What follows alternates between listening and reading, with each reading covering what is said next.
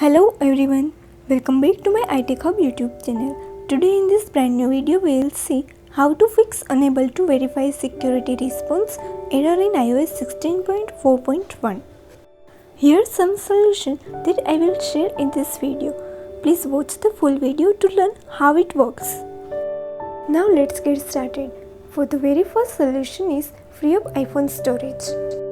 To free up storage on your iPhone, first of all go to settings on your iPhone. Next here, tap on general. Now tap on iPhone storage. Now here you have to delete some unwanted apps that you don't use. To delete any app here, simply tap on delete app to delete the application on your device. So that is how you can free up storage on your iPhone. And also you can fix the issue for unable to verify security response. Now we'll see second solution. Second solution is make sure that date and time is correct. To check this out, first of all go to settings, then here tap general.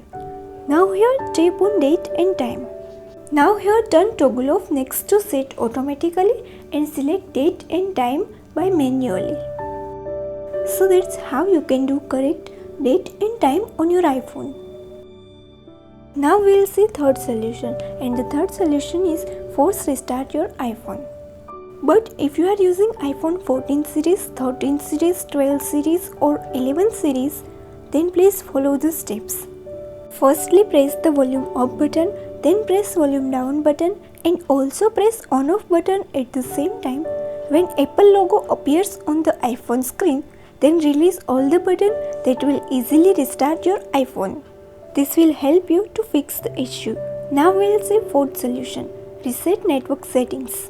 To reset network settings, first of all launch the settings app, then here tap general. Now tap on transfer or reset iPhone at the bottom of the page. Next here tap on reset, then here tap on reset network settings. Enter your passcode and again tap on reset network settings.